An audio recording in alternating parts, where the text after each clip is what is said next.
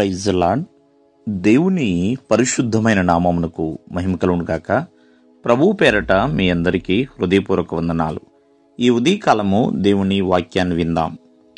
రాజుల 2వ గ్రంథము 5వ అధ్యాయము 1వ వచనము. అతడు తన యజమానుని దృష్టికి గనుడై దయ పొందినవాడాయను. ప్రేమైన వర్లరా, ఎవరు యజమానుని దృష్టికి గనుడుగా ఉన్నారు, దయ పొందిన వ్యక్తిగా ఉన్నారంటే సిరియా రాజు యొక్క సైన్యాధిపతి అయిన నయమాన్ అండి. ఈ నయమాను తన యొక్క యజమాని దృష్టికి గనుడుగా దయ పొందిన వ్యక్తిగా ఉన్నాడు. మనందరికీ తెలుసు, నయమాను అనగానే కుష్టి వ్యాధి కలిగిన వ్యక్తి అయినా కదా నయమాను అని ఆలోచిస్తూ ఉంటారు. నిజమే, తనలో కుష్ఠరోగం ఉన్నది.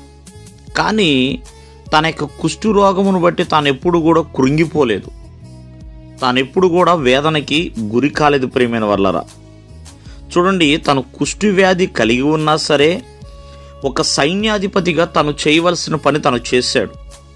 తన రాజు ఎదుట ఎటువంటి నమ్మకం కలిగి ఉండాలో అటువంటి నమ్మకాన్ని తను కలిగి ఉన్నాడు. అంతేకాకుండా దేవాది దేవుడంట ఈ నయమాను చేత సిరియా దేశానికే ఒక జయమును కలిగేలా చేశాడు. దేవుడే మరి నయమాను చేత సిరియా దేశానికి జయము ఎలా కలగాలి అలా కలిగేలా చేశాడు.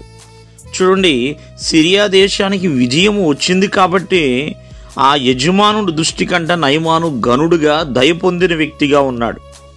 అంతేకాదు, ఆయన మహాపరాక్రమశాలి అయి ఉన్నాడు.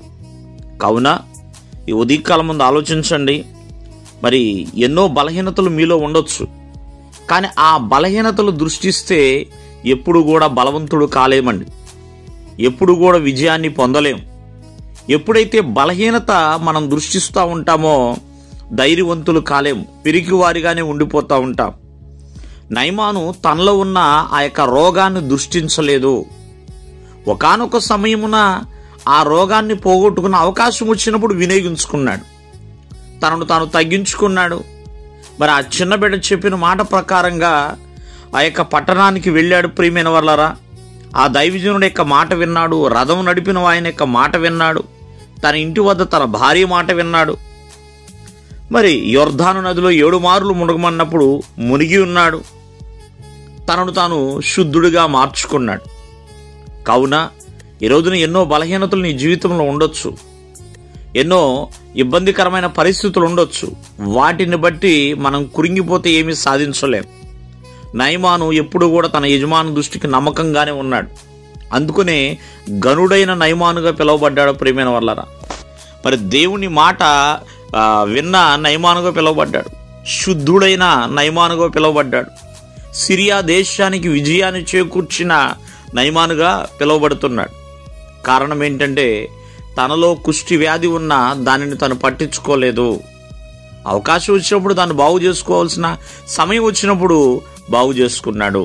దేవుడు మిమ్మల్ని ఆశీర్వదించును గాక. ఆమేన్.